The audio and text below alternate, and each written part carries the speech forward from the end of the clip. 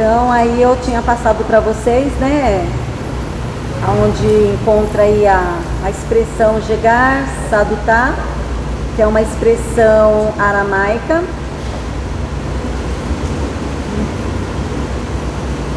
Então vamos continuar aí na apostila de vocês. A gente está na Bíblia judaica.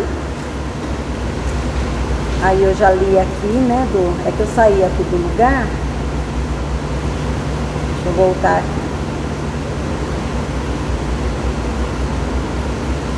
Então nós estamos nas traduções mais famosas. Então a Septuaginta foi a primeira tradução das Escritas. É assim chamada por ter sido traduzida por 70, né, eruditos.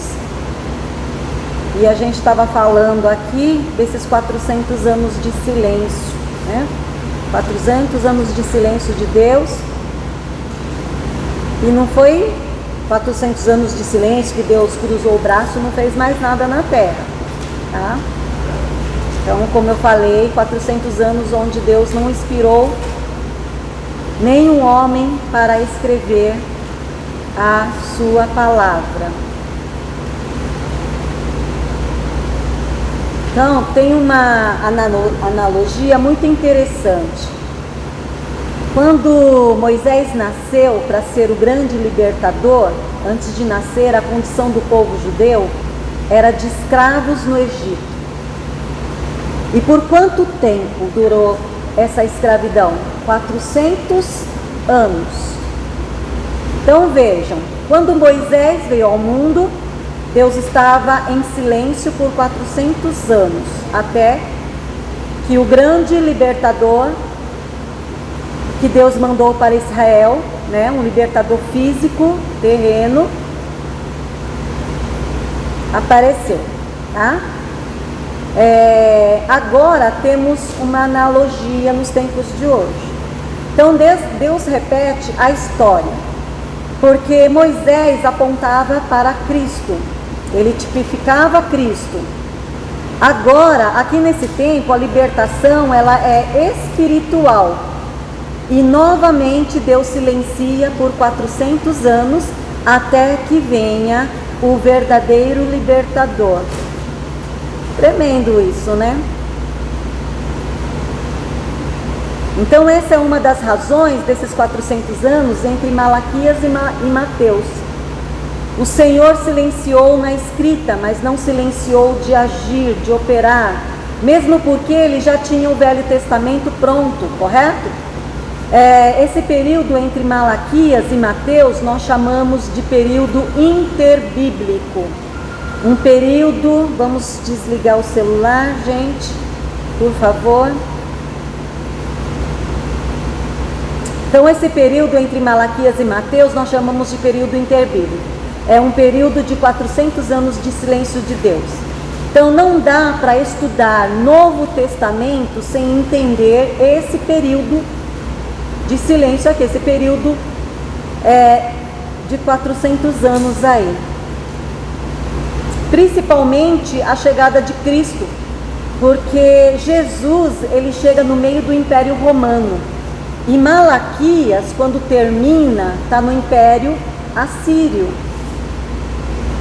Às vezes tem pessoas aí que às vezes até lembra de história, né, da escola que estudou. Eu, como faz muito tempo, eu estudei, mas eu lembro de alguma coisa assim. Eu lembro, Babilônia, a gente estudava a história do mundo, história geral, né? Então a gente estuda um pouquinho dessas coisas aqui, Império Romano.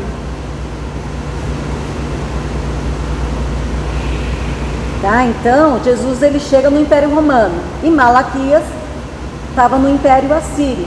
Então, muita água rolou debaixo dessa ponte. Muita coisa aconteceu nesse tempo. E nós vamos entender sobre essa Septuaginta e os livros apócrifos, como eu já falei, que são os livros que a Igreja Romana ela tem a mais na sua Bíblia. Então, Malaquias termina no Império Assírio, governando a Babilônia no Velho Testamento. Ali no livro de Daniel, a gente vê Babilônia invadindo Israel, leva o melhor da terra e deixa os necessitados na terra, os velhos, crianças, mulheres viúvas, que não têm como se manter. Essa era a estratégia de guerra da Babilônia. Levava os sábios, os fortes, como escravos, né? Você vê isso lá no livro de Daniel, na história dele. Ezequiel também, você vê. Tem lá os amigos de Daniel, né? Enfim, quando a gente lê o livro de Daniel, a gente vê. A Babilônia cai e quem se levanta é o Império Assírio. A Síria tem aquele rei Ciro, que Isaías profetizou sobre ele 200 anos antes dele nascer. Entenderam? Que profeta, quando fala de Deus, acontece? Isaías profetizou sobre esse rei Ciro 200 anos antes dele nascer. Então, quando Ciro se levanta, ele permite que Israel volte para a sua terra. Isso está no finalzinho do Velho Testamento. Eles voltam em 3 levas. Esdras e Neemias falam disso, né? Eles vão reconstruir os muros, o templo e tudo mais. Então o Velho Testamento termina assim: eles estão debaixo da Síria, eles estão na terra, em Jerusalém, mas aqui nesse tempo eles não eram mais os donos da terra, eles tinham sido levados cativos, né? Então quem governava eram os assírios. Na verdade, Israel nunca mais teve governante próprio, ou esteve com um rei depois disso, como Davi e outros. Só em 1948 que eles voltaram a ser nação novamente. Então, enquanto nesse tempo Israel foi passando de mão em mão, de dono em dono, a Síria cai e o reino que se levanta é a Grécia. Isso é história. Então, na Grécia tem um homem muito famoso, que vocês acho que já ouviram falar dele, que é Alexandre o Grande. Alguém já ouviu falar do Alexandre o Grande? Quando eu estudei, eu ouvi. Então esse homem, ele se tornou um general aos 20 anos de idade, ele morreu aos 33 anos.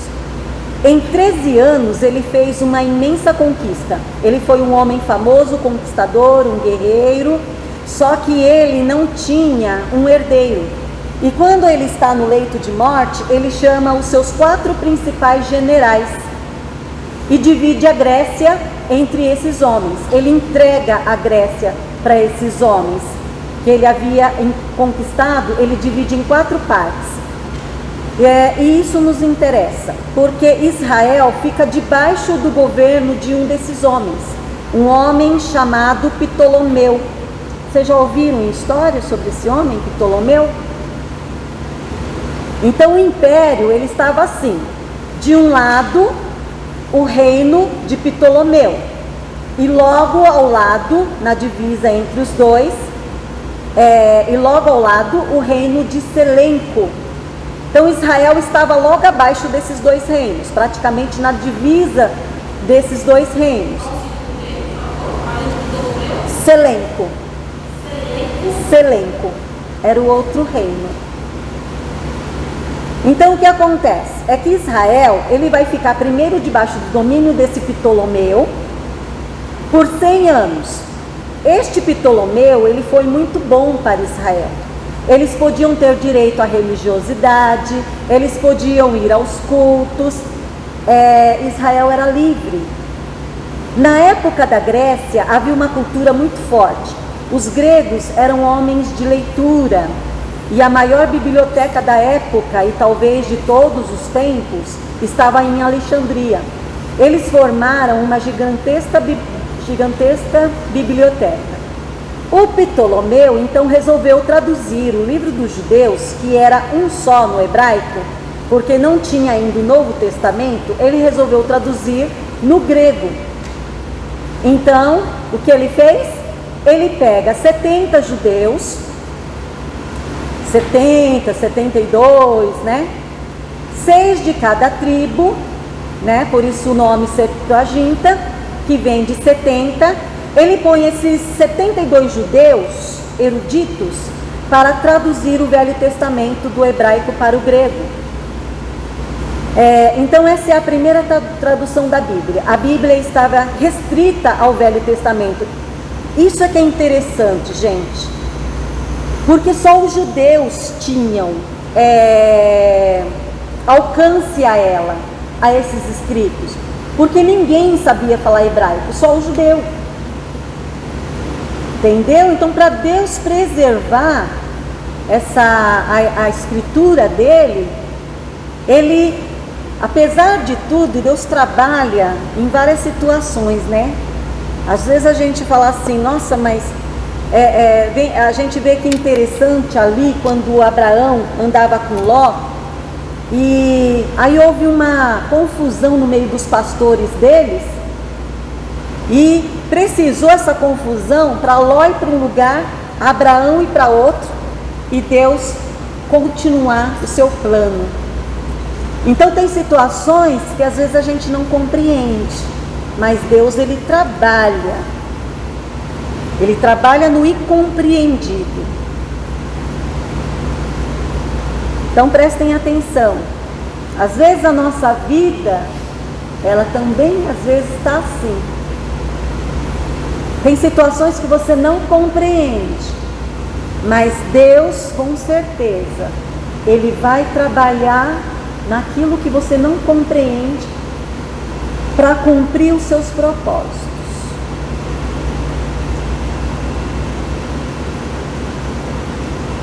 A palavra de Deus diz que todas as coisas contribuem para o nosso bem. E esse todas é todas. As coisas boas contribuem, mas as coisas ruins também contribuem, porque é todas as coisas. Então, quando tiver a tempestade, quando o negócio estiver ruim, preste atenção, se esse ruim não foi talvez por você não ter buscado de Deus direção em fazer as coisas da sua maneira, mas talvez esse ruim é porque Deus está trabalhando para cumprir os seus propósitos na sua vida. Prestem atenção. Então a Bíblia, ela estava restrita, tá? Só os judeus tinham acesso a ela. Nenhum povo mais tinha condição de ler aqueles rolos, a não ser quem soubesse o hebraico. Então os judeus, eles eram os guardiões da Bíblia. Agora, quando Ptolomeu permite essa tradução, quando ele patrocina essa tradução, ele imortaliza o Velho Testamento. Porque a partir dali, o Velho Testamento ficou à disposição do mundo e nunca mais ela morreria. Gente, por isso que eu amo a Bíblia. Vocês estão entendendo? Então, porque ela estava na língua mais famosa de todos os tempos, que era o grego. O grego, na época, por eles ter muito conhecimento, eles dominavam. Então vocês veem, Jesus estava no Império Romano, mas o Novo Testamento foi escrito em grego. Tamanha força tinha o Império Grego na sua cultura e sobre a humanidade naquela época. Porque até hoje o grego é estudado, tentado ser compreendido nas escolas, é algo tremendo. Então, depois de 100 anos, a história vai mudar, porque a geração dos Seleucos, eles brigam com os Ptolomeus, e eles invadem e conquistam a terra dos Ptolomeus. Então, uma parte delas, a qual Israel pertencia aos Ptolomeus, passa a pertencer aos Seleucos. Aí, o caldo engrossa. Por quê? Porque um dos descendentes dos Seleucos, um homem chamado Epifânio, ou Epifanes, ele tem esses dois nomes aí na história. Esse homem era mini Hitler, que a história já apresentou. Ele odiava os judeus, Então, quando ele domina, essa parte da terra que era Jerusalém, ele começa a perseguir os judeus. E a primeira coisa que ele faz é destruir os pergaminhos da Bíblia judaica. Então ele com seus soldados, eles invadem as casas onde se encontravam, em qualquer lugar, em qualquer casa que eles encontravam um pergaminho, eles queimavam, e o judeu e o pergaminho era queimado junto.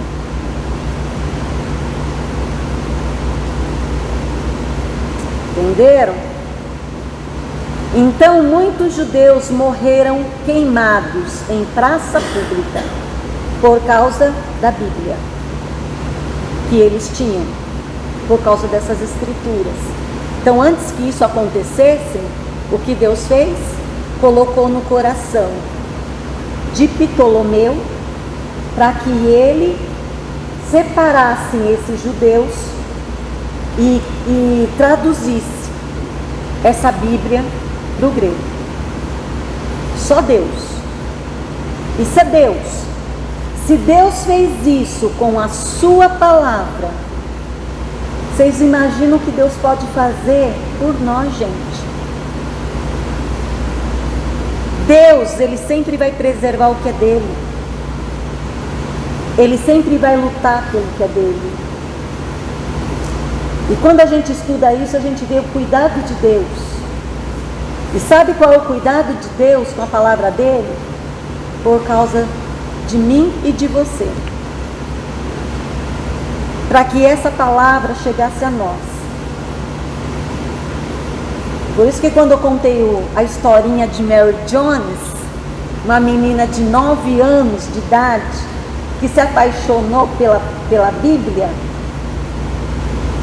e trabalhou em tudo quanto é lugar, foi juntando suas moedinhas, para quando tivesse 15, 16 anos, ela fosse comprar a sua Bíblia, de tanta paixão e amor por essa escritura.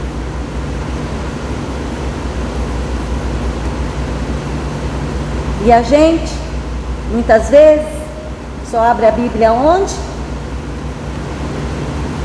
No culto. Não é? Em casa ela fica lá. Se ela não está aberta no Salmo 91, toda grudada e dura, às vezes ela está fechada.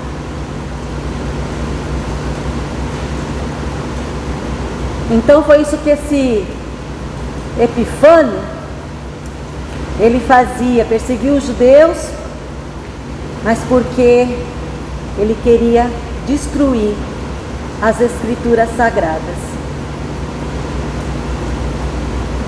Então esses rolos que nós já vimos, né, os Biblions, que tinham em suas casas, esse homem quase chegou a exterminar quase todos os originais. Mas Deus, que é tão Deus, perfeito, e que tem o controle de tudo, lembra sempre disso, Deus tem o controle de tudo, ainda que não pareça, muitas vezes, ele já havia preservado a sua palavra na Septuaginta. Ainda que esse Seleuco, movido por Satanás, porque só pode ter sido, não é? Tivesse destruído todos os originais no hebraico, nós já teríamos a palavra de Deus no grego. Então a Septuaginta é hoje muito estudada pelo povo. Tem pessoas que traduzem para outras línguas através dela. Então a nossa Bíblia que nós temos hoje, ela foi traduzida da Septuaginta para nós. Então, ao invés de pegar o hebraico original, eles pegam a Septuaginta no grego e traduz toda ela para outras línguas. Os seleucos, eles perseguiam os judeus, eles invadiam suas casas, faziam eles de escravos. Bom, ele fez o que ele pôde de maldade com o povo judeu. Ele proibiu os cultos, e a última grande coisa que fez, que gerou revolta entre os judeus, foi que ele entrou no templo, o templo que foi reconstruído depois do templo de Salomão, ele levantou um altar para Júpiter, que é um deus romano do céu e do trovão. Ele ofereceu uma porca nesse altar. Quer dizer, o porco já era um animal abominável para o judeu. Agora vocês imaginam uma porca.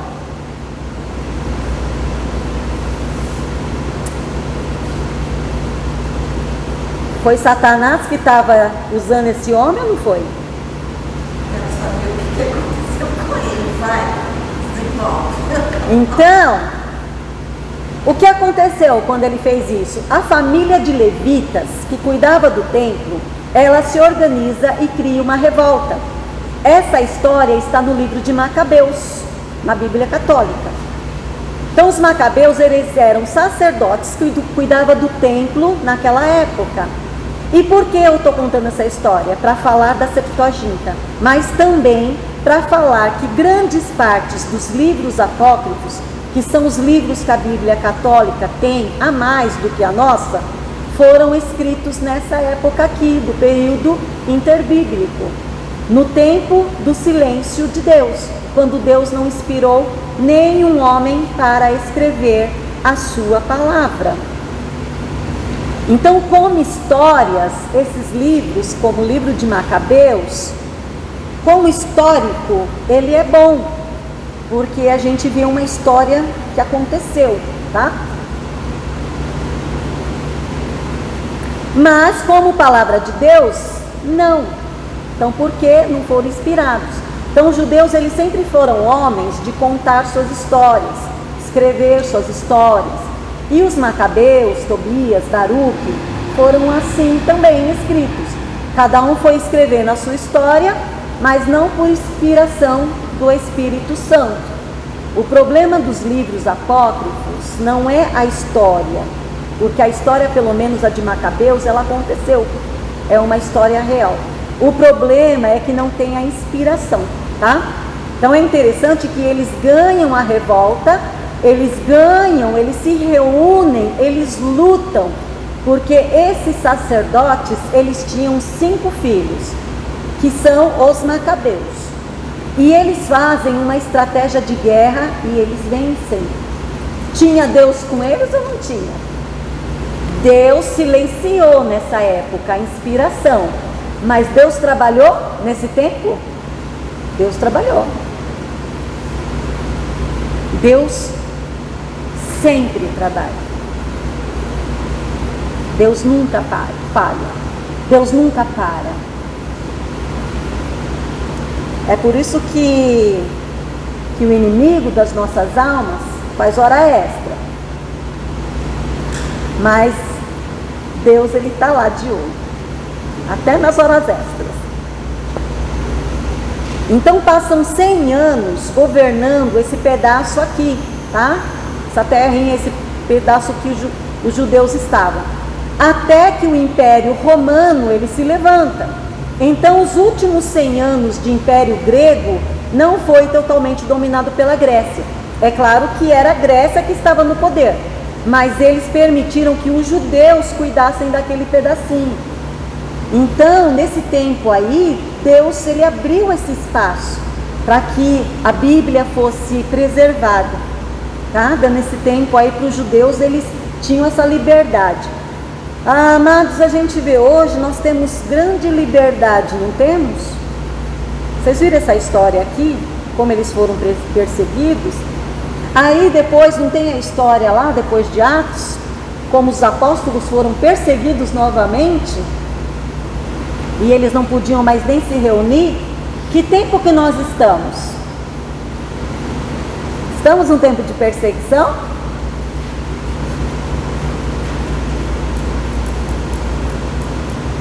A gente não deveria aproveitar esse tempo?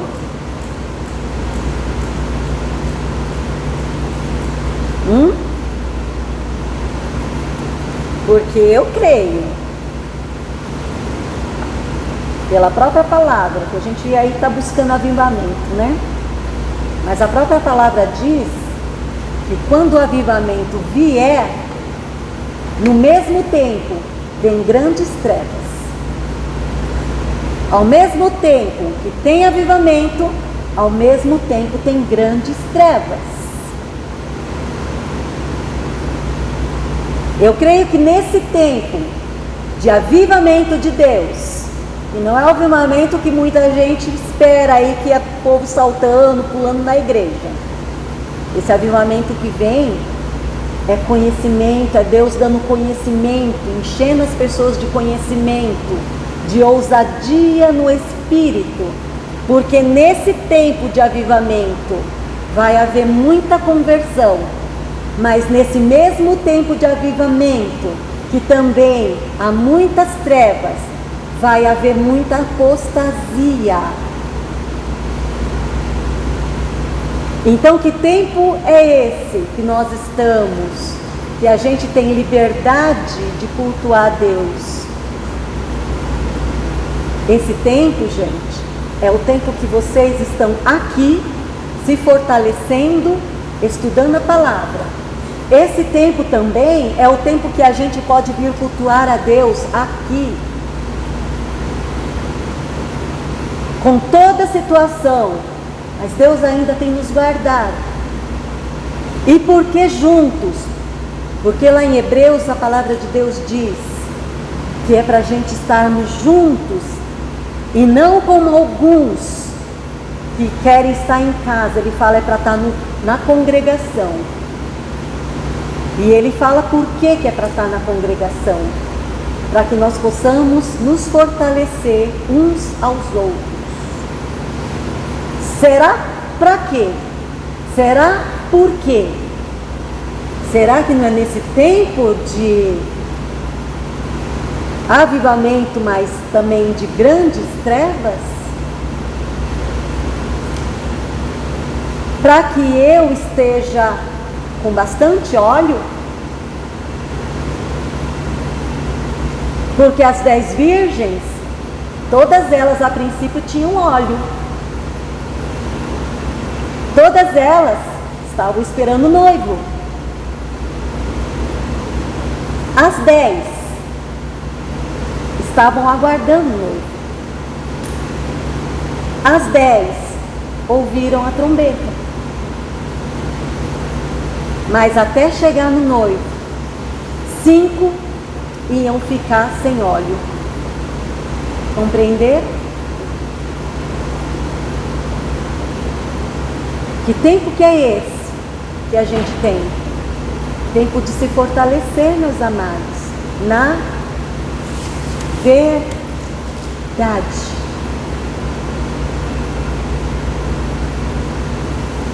Porque o Senhor vai enviar um espírito de erro, que até, se possível fora, até os escolhidos seriam enganados.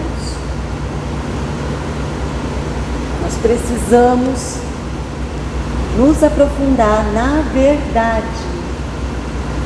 A palavra de Deus é a verdade. Por isso que eu falei de pagar preço, gente. Ter tempo com Jesus. Jesus é a palavra, Ele é o verbo. Não esperar revelação, não esperar que um texto seja ali ensinado, que os ensinos da palavra de Deus venham até nós somente pelo líder, somente pelo pastor, somente por um apóstolo, somente nas redes sociais, nos YouTubes da vida. Já está pronto, né? A gente precisa ter tempo com a palavra. Ela ensina tudo. Ela ensina como o homem ser marido, ela ensina como a mulher ser esposa, ela ensina como o filho ser filho, ela ensina como o empresário ser empresário, ela ensina como o empregado tem que ser empregado. Ela ensina tudo. Tem tudo nela. Então preste atenção, que tempo é esse que nós estamos? Porque talvez chegue o tempo que a gente não consiga mais entrar aqui nós, nesse lugar, para cultuar a Deus.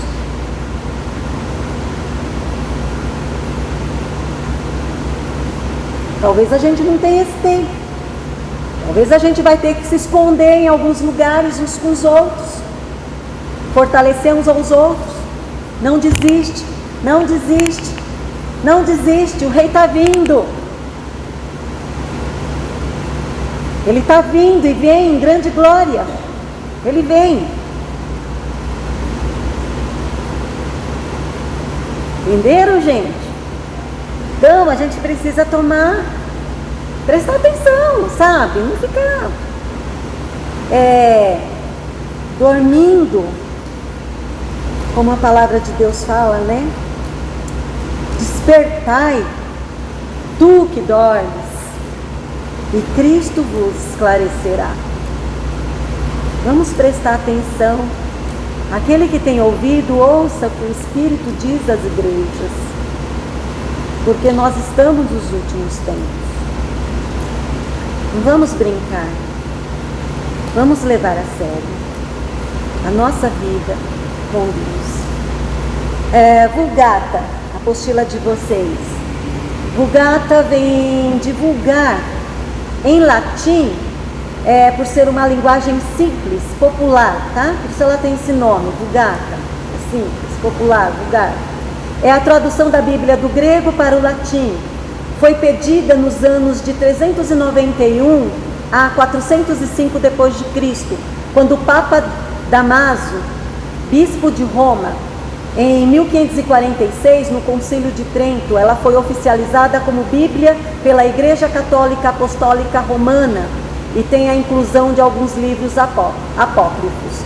O problema não é a Igreja Apostólica, o problema é romana, tá? Porque a Igreja dos Apóstolos é a Igreja Apostólica. Aquilo que os apóstolos escreveram, e a gente pode dizer, né, que os santos, os separados, é a Igreja Apostólica, a Igreja católica porque é universal. O problema é romana, tá? É romana.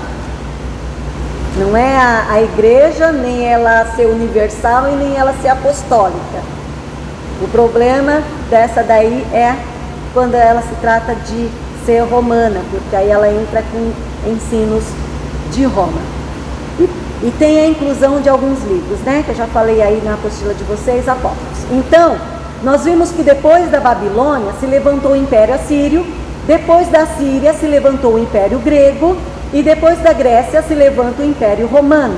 Então, quando Jesus Cristo vem ao mundo, quando você começa a ler o livro de Mateus, ali já está no Império Romano. Então, tem Herodes, tem Pilatos, né? Todos esses romanos aí. E tem Nero.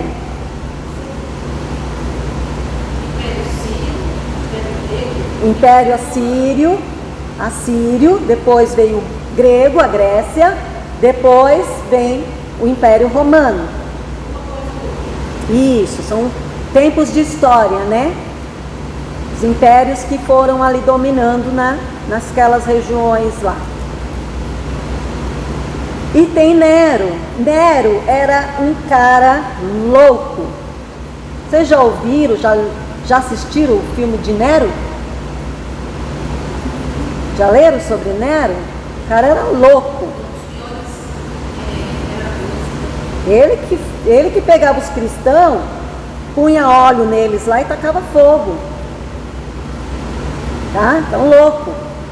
Então, antes de Nero, os cristãos sofreram perseguições e depois também, mas esse Nero, ele fez coisas terríveis, absurdas com os cristãos. Ele jogava os cristãos nas arenas para serem comidos pelos animais, só por divertimento. Romano. Tinha lá também, Pilatos era um imperador, tá? Herodes era um imperador, mas esse Nero foi terrível.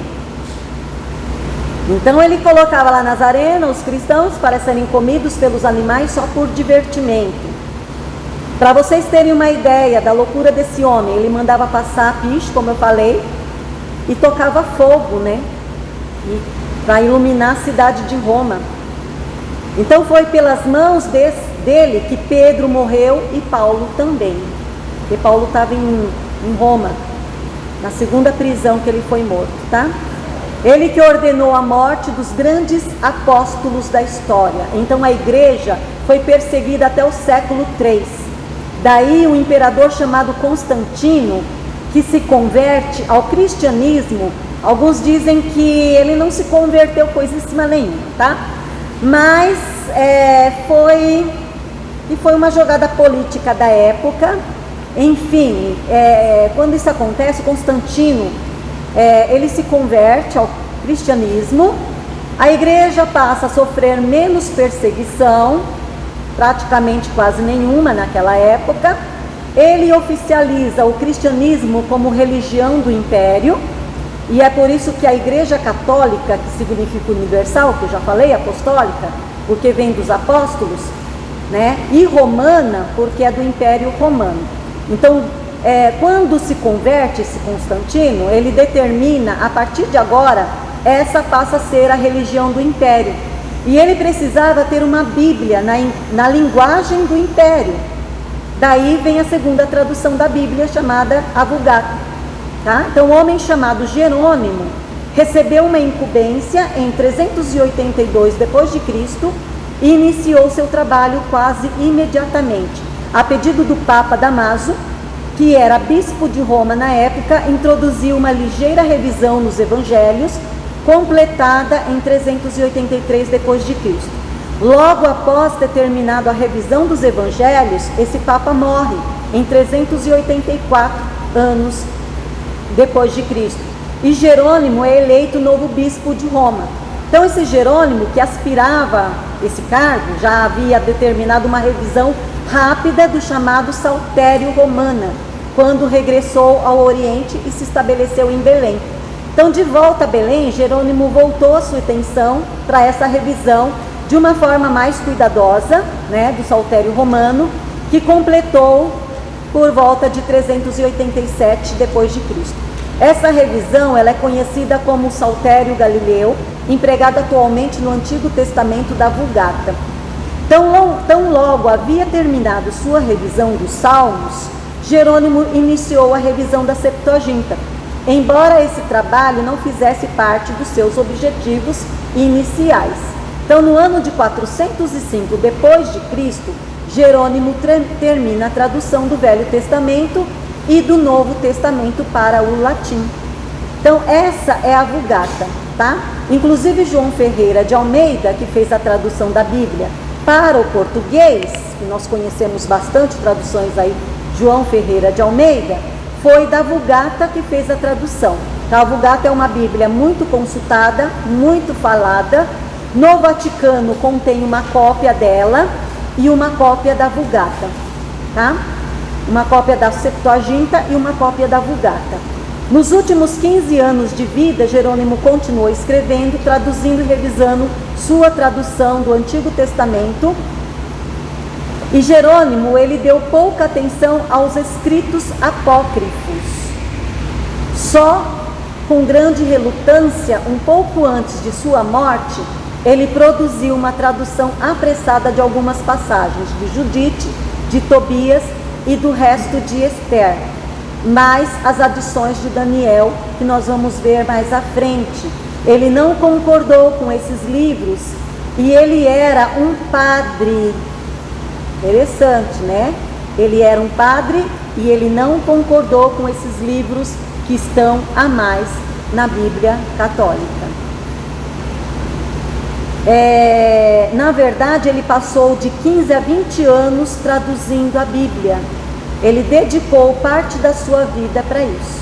Então ele colocou uma nota que dizia que aqueles livros eram meramente históricos e não inspirados. Após a sua morte, o resultado foi que a versão dos livros apócrifos que ele fez, pertencente à antiga latina, foi adicionada à Bíblia chamada Vulgata Latina na Idade Média. Tá?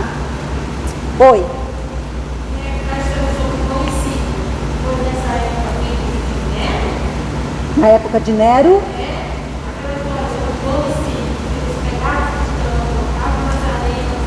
isso,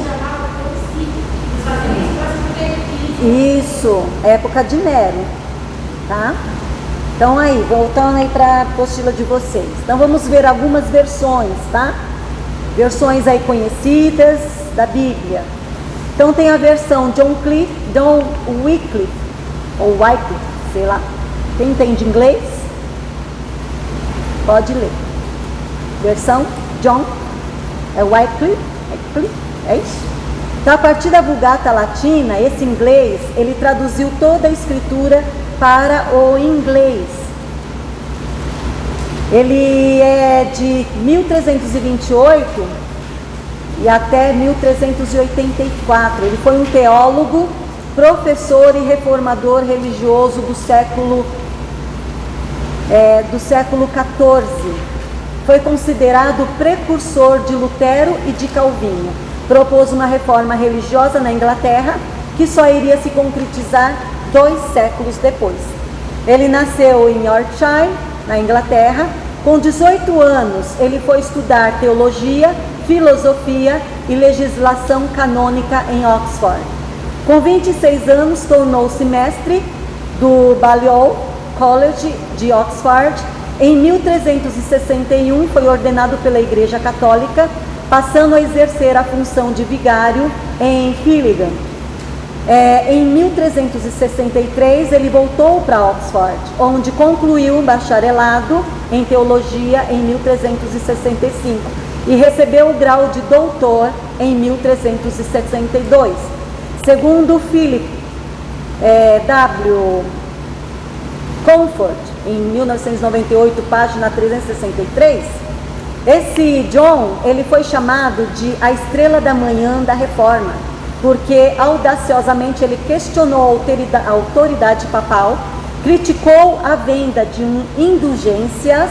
Então preste atenção nisso, isso aqui é coisa de prova.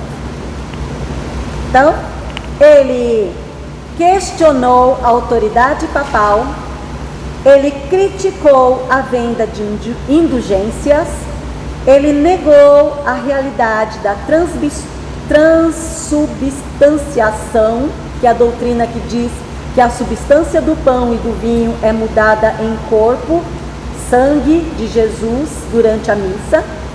Ele falou abertamente contra as hierarquias eclesiásticas. Gente, naquela época ele tinha que ser ousado, né? Porque confrontar esse pessoal não era fácil, não. Então o Papa condenou ele por seus ensinamentos, entre aspas, heréticos, e pediu que a Universidade de Oxford o demitisse. Mas Oxford e muitos líderes governistas permaneceram ao lado dele, de modo que conseguiu sobreviver aos ataques do Papa naquela época. Então John, ele acreditava que o caminho para prevalecer em sua luta contra a autoridade abusiva da Igreja Católica era tornar a Bíblia acessível às pessoas em sua própria língua. Então, grande importância teve esse homem para nós hoje também, tá?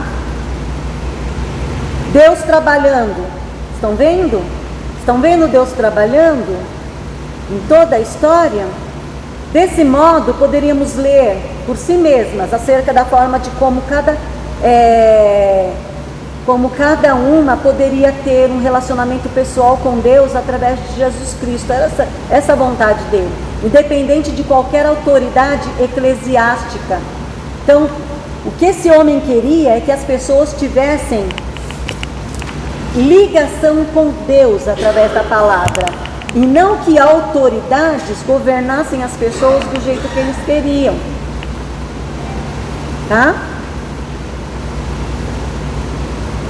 Então John, com seus associados, eles completaram o Novo Testamento por volta de 1380 e o Antigo Testamento em 1382.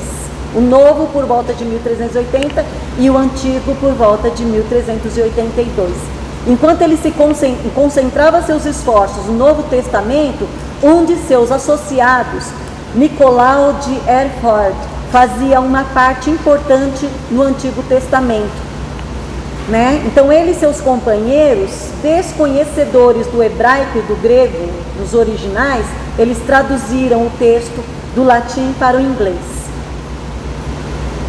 Depois de ter terminado seu trabalho de tradução, ele organizou um grupo de paroquianos pobres, conhecido como os Lollardos, para irem por toda a Inglaterra pregando as verdades cristãs e Deus.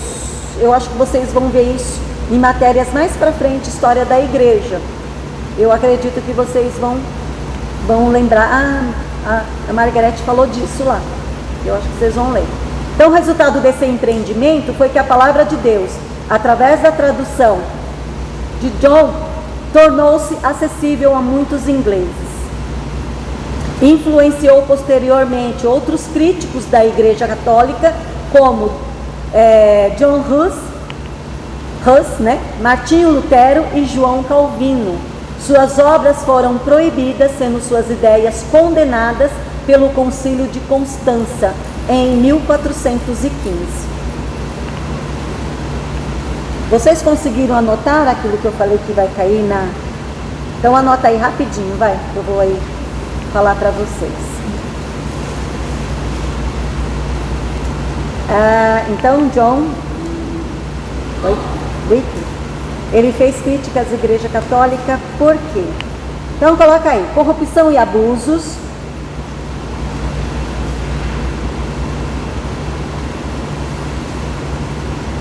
vendas de indulgências,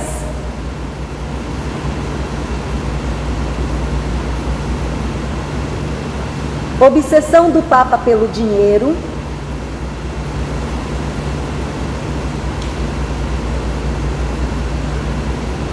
ele chamou frades de adúlteros da palavra de Deus.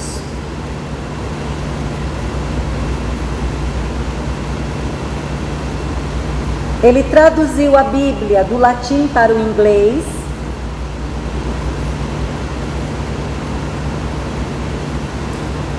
E ele se juntou a outras organizações para desenvolverem o trabalho de traduções para outras línguas e dialetos. Então, ele traduziu a Bíblia do latim para o inglês. E ele também se juntou a outras organizações para desenvolverem o trabalho de traduções para outras línguas e dialetos.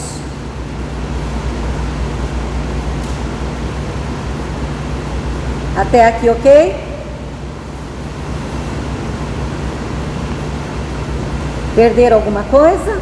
Ok? Todos anotaram? Depois de obsessão do Papa por dinheiro,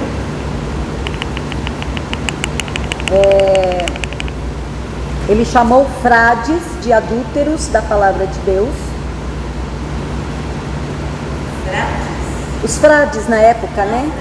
Frades, padres, de adúlteros da palavra de Deus. E você marcou que ele traduziu a Bíblia do latim para o inglês e se juntou, essa última vocês marcaram todos? Se juntou a outras organizações? Então vamos entrar aí. Tradução de Martinho Lutero. Então em 1554, em Gutenberg, cria a imprensa da Alemanha. Entre 521 e 522, Martinho Lutero traduziu o Novo Testamento do grego para o alemão. Olha Deus trabalhando, usando esses homens. E logo em seguida veio a intenção de traduzir o Antigo Testamento. Então teve alguém que semana passada perguntou como chegou a Bíblia, né? Ó, tá vendo?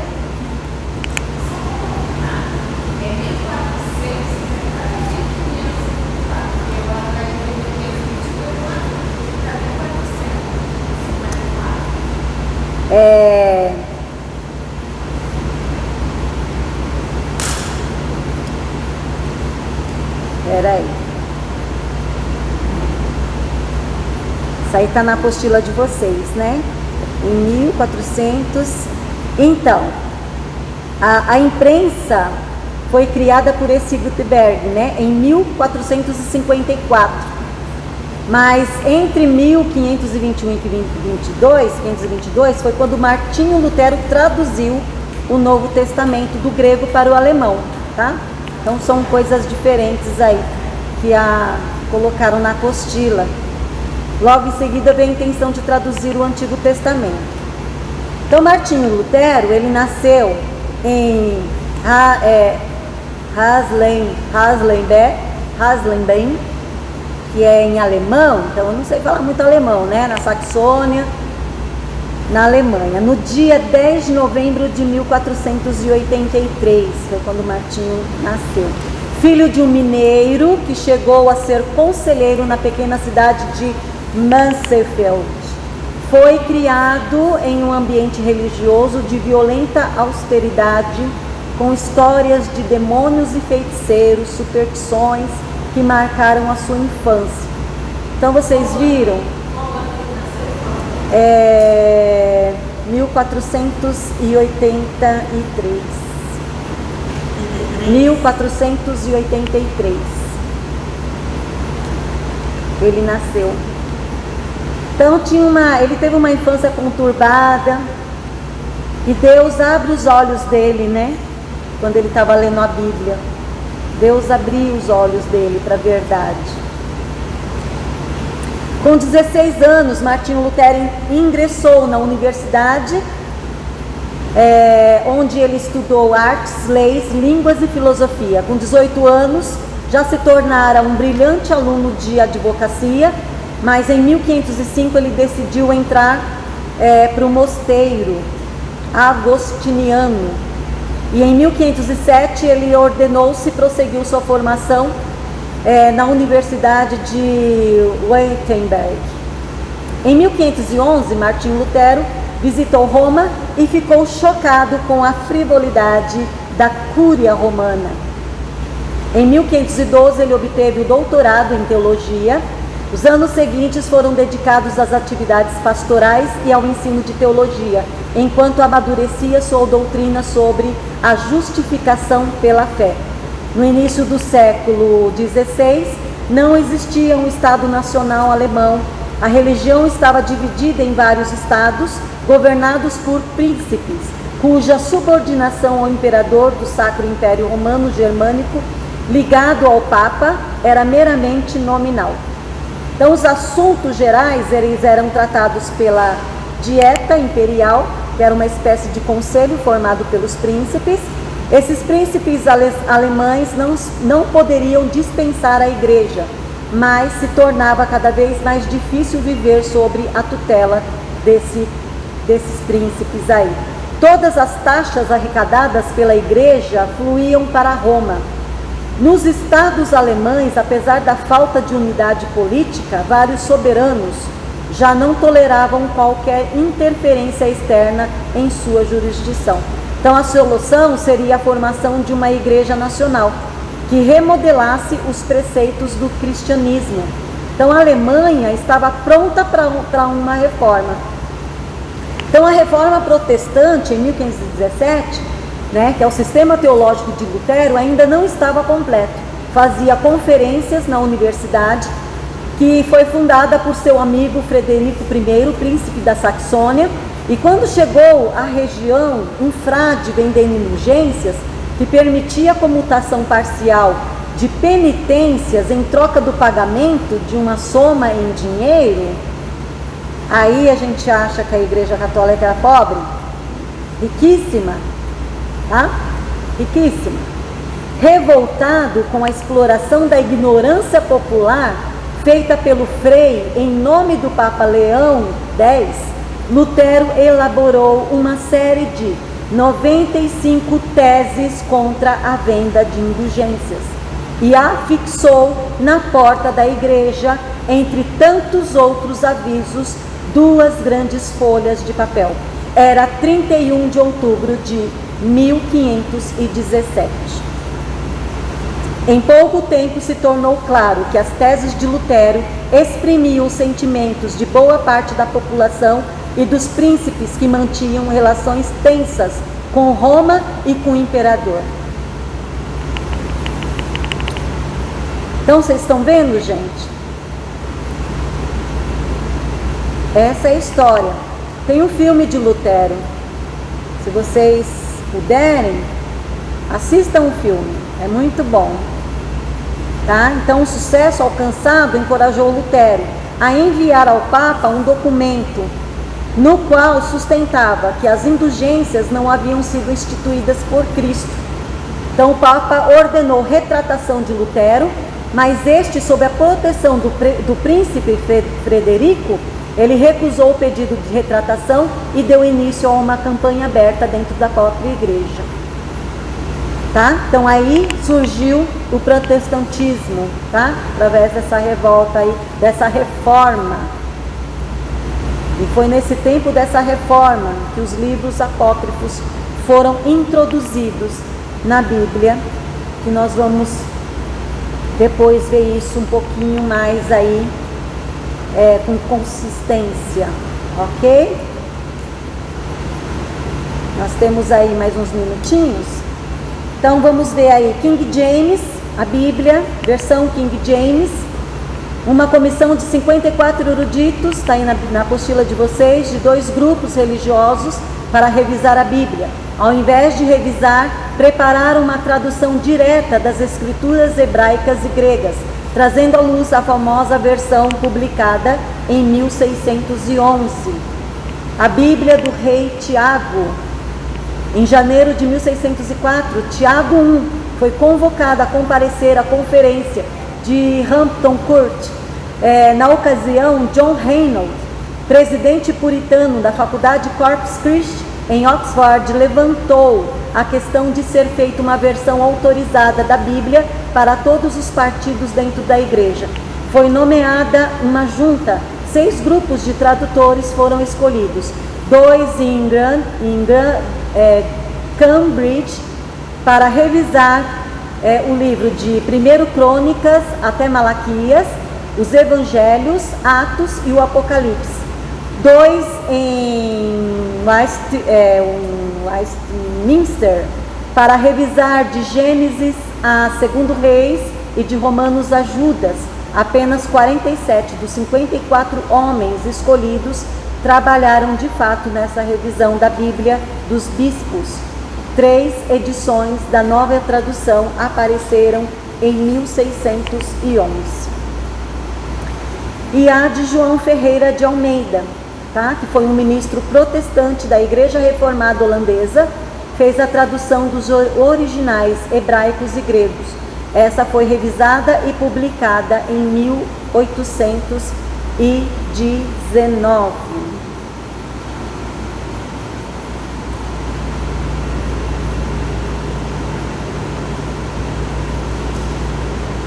João Ferreira de Almeida, ele faleceu em 1691.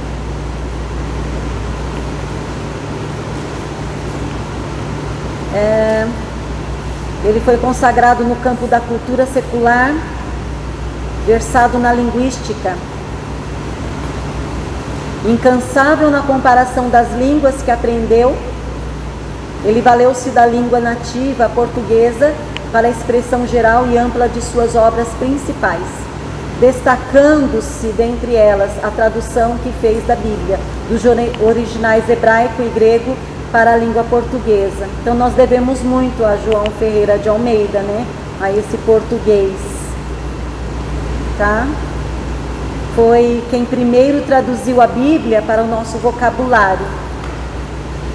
Em português, 3 séculos idos, né? Certo que ainda falando e escrevendo corretamente, com segura inteligência das preposições, das frases, das palavras, teve linguagem de hoje seria distante até nós, não raro.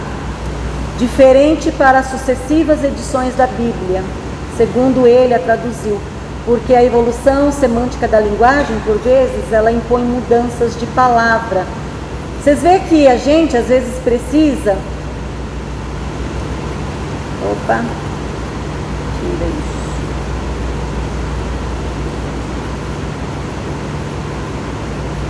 Vocês notam que algumas versões têm algumas palavras difíceis de entendimento, não é?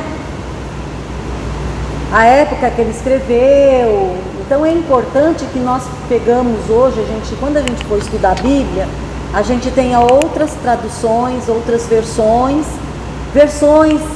atualizadas, tá? Mais novas, com palavras mais... Porque assim, gente, ela não muda a estrutura da Bíblia. As palavras são algumas palavras modificadas para a nossa compreensão. Lembra que eu li algumas versões, né? Ali as palavras estão na mesma ordem. Algumas palavras ficam mais claras para a gente entender. O importante quando a gente for estudar a Bíblia, tem um dicionário também. A gente tem uma compreensão melhor do que o tradutor estava querendo escrever. Mas eu creio profundamente que até para as traduções, para as versões, Deus trabalhou nesses homens, para que não se perdesse nada do original, nada da essência do que foi inspirado. Então eu posso crer nessa palavra hoje, na língua portuguesa, eu posso crer no seu conteúdo, como a palavra de Deus, porque eu creio que Deus não falhou nem na tradução. Eu creio que até esses homens foram trabalhados por Deus para que até a versão fosse perfeita. Eu creio nisso. Eu creio, verdadeiramente eu creio nisso. Ok? Até aqui, gente, tudo bem? Uma pergunta? Assim, alguma outra situação, põe lá no grupo, a gente tira dúvidas lá, tá? Porque como é uma matéria teórica, tem muita informação, então não dá pra gente estar aqui discutindo. Nós temos 2 aulas, a última aula tem a prova, tá? Então eu pretendo concluir praticamente toda a matéria já nessa próxima aula, para que vocês tenham um tempo aí bem legal para fazer essa prova, tá ok? Não fiquem com medo, a prova ela é dissertativa. Se vocês estudarem bonitinho essa apostila de vocês conseguem fazer a prova, porque tudo que tem na prova foi tirado da apostila.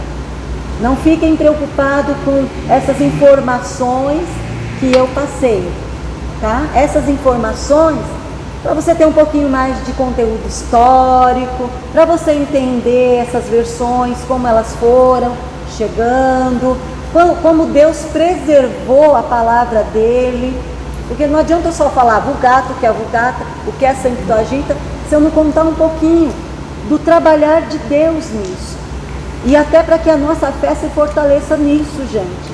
Porque Deus trabalhou lá atrás, Deus trabalha ainda hoje, e Deus vai continuar trabalhando na minha e na sua vida, cumprindo os propósitos dele. Porque Ele é Pai e eu e você somos filhos e filhas.